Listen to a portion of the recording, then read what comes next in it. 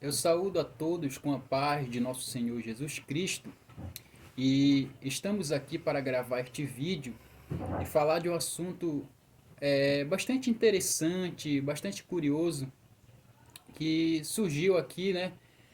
A gente estava lendo esse texto da segunda epístola de Pedro, né? Capítulo de número 3, versículo 12. Eu quero ler aqui para os irmãos entenderem é, sobre esse texto e o assunto que a gente vai tratar aqui. O texto de 2 Pedro 3,12 ele diz o seguinte: aguardando e apressando-vos para a vinda do dia de Deus, em que os céus em fogo se desfarão e os elementos ardendo se fundirão. Irmãos, de acordo com esse texto aqui de 2 Pedro 3,12, o comentarista dessa Bíblia de estudo pentecostal, ele afirma o seguinte, que a igreja pode contribuir para encurtar o tempo que precede a volta de Cristo. É, será que a igreja ela pode encurtar a volta do Senhor Jesus? E ele utiliza aqui um texto que é lá em Mateus capítulo de número 24, versículo 14, né? Está ali no sermão profético de Jesus, ou sermão escatológico. Ele diz o seguinte, que este evangelho do reino será pregado em todo o mundo, e então virá o fim. Então, o nosso irmão Adilson, nós estamos aqui, né, no seu canal, junto com o irmão Alessandro aqui também, né? Ele vai nos responder, nos dar uma explicação acerca desse assunto, né? Irmão Adilson, a igreja ela pode contribuir para encurtar a volta de Cristo? A paz do Senhor a todos os irmãos. Que esse vídeo possa ser edificante para a sua fé, para a sua crença. E com respeito à pergunta que o irmão Cledinaldo fez aqui, por exemplo, ele fez a leitura de uma Bíblia de estudo, que é uma das melhores Bíblias de estudo que eu posso apresentar para os irmãos, que é a Bíblia de Estudo Pentecostal. O comentarista Donald Stempes foi um grande erudito, que, por exemplo, sabia o que falava, não falava aleatoriamente. Mas com respeito, por exemplo, a essa nota que ele escreveu aqui em 2 de Pedro, capítulo 3, versículo 12, eu não compactuo dessa ideia, deste conceito. Então eu não creio nessa nota de rodapé, nesse conceito que ele escreveu, nesse conceito. Eu sou, por exemplo, um leitor da Bíblia de Estudo Pentecostal, eu leio muito por ela, aprendo muito com ela, mas eu estou falando desse versículo aqui, tá bom? Esse versículo aqui, esse comentário, eu não compactuo com ele, eu não creio, por diversas razões, porque esse conceito ele tem várias, digamos assim, que problemas para apresentar nas escrituras, e ele não consegue explicar muita coisa. Então eu quero começar explicando 2 de Pedro 3,12. Por exemplo, quando você vai para 2 Pedro 3,12, ali, por exemplo, está dizendo assim, ó, esperando e apressando a vinda. No grego é exatamente assim que está, esperando e apressando a vinda. Então, o que que o texto grego ali está querendo dizer? Apressando a vinda. Não é que nós apresse a vinda de Cristo. No texto grego ali, o que Pedro quis dizer é nós olhar a urgência da vinda de Cristo e nós, por exemplo, perceber digamos assim, a iminência da vinda do Senhor, entende? Tanto é que Jesus disse que daquele dia e hora ninguém sabe. Então, quando nós olhamos para a iminência da vinda de Cristo, nós temos, por exemplo, que nos apressar. Então, quando nós vemos essa urgência da vinda de Cristo, nós acabamos nos apressando. E temos que nos apressar, porque a urgência digamos que é notória, né? E quando o apóstolo Pedro escreve aqui, ó, apressando-vos, poderia ser mais bem traduzida como aqui o irmão Cledinaldo leu, apressando-vos para a vinda. Já não é, por exemplo, o sentido que ali, no sentido literal do grego está, apressando a vinda. mas no sentido do que Pedro quis dizer. É por isso que a Bíblia, ao meio da Revista Corrigida, vai traduzir dessa forma: apressando-vos para a vinda. Já é indicando que quem tem que se apressar sou eu para a vinda do nosso Senhor e Salvador Jesus Cristo. Não é eu que apresso a vinda de Cristo, é eu que tenho que me apressar, ver a urgência, a iminência da vinda de Cristo, e assim eu me apresso para a vinda do nosso Senhor e Salvador Jesus Cristo. Então, em primeiro lugar, isso. Agora, eu quero entrar, por exemplo, na Bíblia para te mostrar que esse conceito ele não se sustenta dentro das Escrituras, de que nós podemos apressar a vinda de Cristo, podemos acelerar ou atrasar a vinda de Cristo. Isso não tem sustentação bíblica. Por quê? Se você for lá para Atos capítulo 1, versículo 7, os discípulos perguntaram: Senhor, tu vai restaurar neste tempo o reino para Israel? Jesus respondeu assim: não vos compete saber os tempos e as estações que o Pai estabeleceu pelo seu próprio poder. O que Jesus está falando? Tempos ali é exatamente a palavra cronos no grego, e estações é kairos. Cronos é o tempo nosso e kairos é o tempo de Deus.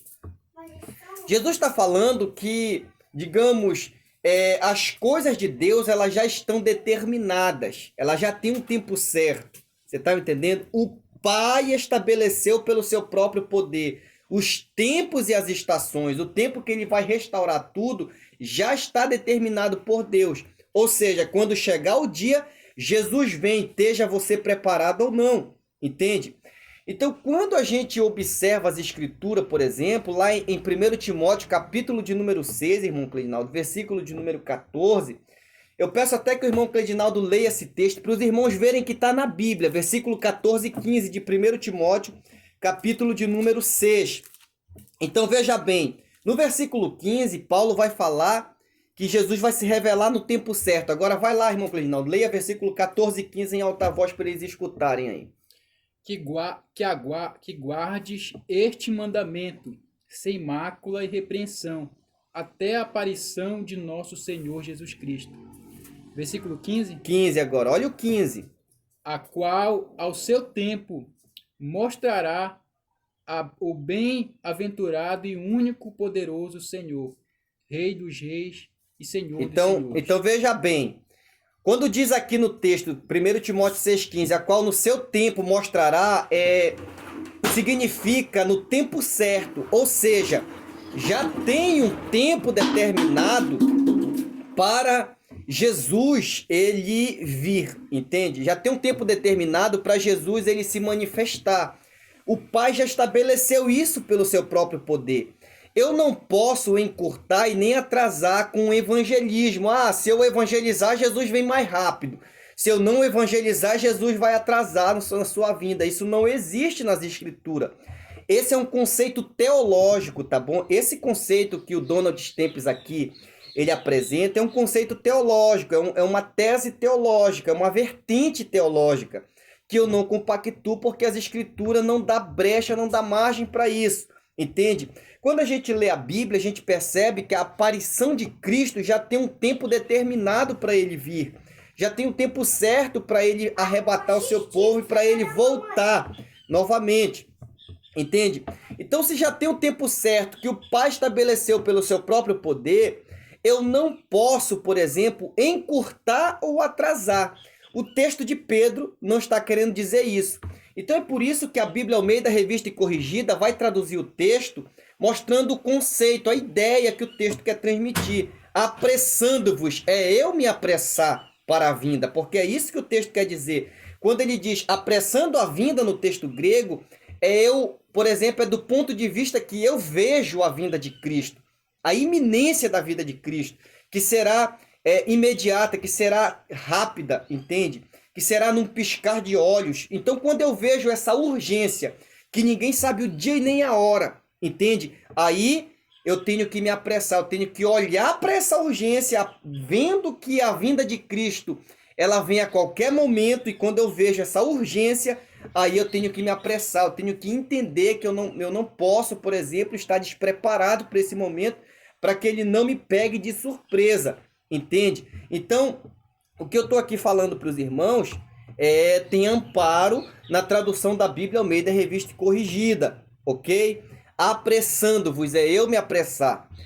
E com respeito, por exemplo, ao texto que o irmão citou aí, de Mateus 24:14, que está na Bíblia de Estudo Pentecostal como referência de nota, de nota, né, ali da nota de rodapé, ali, por exemplo, esse texto, este evangelho do reino será pregado em todo mundo, testemunha a todas as gente, então virá o fim. A gente tem que entender esse versículo à luz do todo das Escrituras e à luz do contexto do que Jesus disse, ok? Por exemplo, Jesus disse: o evangelho do reino será pregado em todo mundo. Primeiramente, Jesus não está dizendo que aqui nós podemos encurtar a sua vinda. Ele não está dizendo isso. Jesus está dizendo que o evangelho será pregado em todo mundo. Depois ele diz: em testemunho a todas as gentes. Então veja, por exemplo, porque gentes ali, etnos no grego, tem o sentido de nações. Ali está se referindo às nações. Depois ele diz: então virá o fim. Esse então é uma aplicação, uma explicação, uma intensificação do que Jesus disse. São as razões, entende? Ou seja, pregado, depois vem o fim. Pregado, depois vem o fim. Mas aqui em ponto algum Jesus está falando de o evangelho ser pregado e assim ser encurtado o tempo da sua vinda. Ele está falando que o evangelho será pregado, então virá o fim. Agora veja bem, aqui, por exemplo, nesse texto. Quando Jesus diz fim, ali a palavra fim no grego é telos. O telos é o fim da presente era, entende? É o fim do sistema mundano, porque Jesus vai instalar o seu reino aqui na Terra por 1000 anos, entende? Ele vai governar esse mundo por 1000 anos. Agora veja bem, depois desses 1000 anos vai ser destruído esse planeta, entende? Vai ser destruído esse planeta. E então Jesus vai ali nos criar novos céus e nova terra, que é o que está na Bíblia, tá bom? A Bíblia diz em Isaías 65:17, eis que eu crio novos céus e nova terra. 2 Pedro 3:13, né? Nós estamos aguardando novos céus e nova terra, no qual habita a justiça, tá bom? E vários textos da Bíblia vai falar disso. Então, quando ali a Bíblia fala que o evangelho do reino será pregado em todo o mundo, em testemunho a todas as gente, não está também se referindo ao arrebatamento da igreja. Guarde isso no seu coração, tá bom? O arrebatamento da igreja não depende do evangelho ser pregado para ele acontecer, tá bom? Está se referindo à segunda vinda de Cristo na sua manifestação em poder e grande glória. Ou seja, Jesus, por exemplo, quando ele voltar no final da grande tribulação, aí o evangelho, digamos que ele terá sido propagado por todo mundo. E, paz, meus irmãos, quando Jesus arrebatar a igreja, o evangelho não terá sido pregado em todo mundo. Como é que essa profecia vai se cumprir? Jesus arrebata a sua igreja, entende? Quando ele arrebatar a sua igreja, vai vir um período de 7 anos, que os pós-tribulacionistas aí nos discordam, né? Mas vamos lá, vai vir um período de 7 anos. Nesse período de 7 anos que virá, Jesus, por exemplo, vai selar 144 mil judeus de Israel. Está lá em Apocalipse capítulo 7. Esses 144 mil, eles serão missionários que pregarão na grande tribulação. Isso você vai ver também lá em Isaías 66, versículo de número 19, tá bom? Então esses 144 mil serão missionários que pregarão na grande tribulação. E também junto com eles haverá 3 anjos que vão pregar o evangelho eterno no céu, tá lá em Apocalipse 14. E também não tenho dúvida de que lá em Apocalipse 7:9, aquela grande multidão também será mártires que morreram porque pregaram a palavra de Deus no período da grande tribulação. Então veja bem, o evangelho continuará a ser pregado na grande tribulação, entende? Continuará a ser propagado nesse período tribulacional. Então, quando Jesus diz que o evangelho do reino será pregado em todo o mundo, em testemunho a todas as gente, então virá o fim, Jesus está dizendo o fim da presente era. Tá entendendo? Quando o evangelho ser propagado no final da grande tribulação que Jesus vir, ele vai, por exemplo, ele vai ali destruir os ímpios. Então, ali o fim, ele está se referindo ao sistema mundano, entendeu? Está se referindo ao sistema mundano, está se referindo ao fim da presente era que nós vivemos, tá bom? Então, Telos está se referindo a esse fim, entende? Porque no período do milênio, a Bíblia fala que haverá um conhecimento universal de Cristo. Então, fica meio difícil defender que no milênio o evangelho continuará a ser pregado. Do contrário, o que a gente vê na Bíblia é que haverá um conhecimento universal de Cristo. As pessoas saberão de Deus, porque Deus ali vai falar diretamente com eles. E lá no juízo das nações, porque essas nações que forem julgadas vão ser introduzidas no milênio, a gente percebe que essas pessoas ali vão ter esse contato, nesse juízo com Jesus. Então, ali elas vão ser, digamos que, evangelizadas diretamente pelo Senhor. Então, veja que esse fim está se referindo ao sistema mundano. Eu também não compactuo daquela ideia de que o evangelho, digamos, continuará a ser pregado no milênio. Pode até ser que seja pregado no milênio, mas a Bíblia não dá margem para isso. A Bíblia não vai dar subsídios para isso, entende? Então, esse fim está se referindo ao fim da presente era. E não está dizendo que o evangelho, ao ser pregado, encurta a vinda de Cristo. Não é isso que o texto está dizendo. Do contrário, em outros textos da Bíblia, a Bíblia vai mostrar que não dá para encurtar, porque já está determinado. Jesus disse assim, ó, daquele dia e hora ninguém sabe.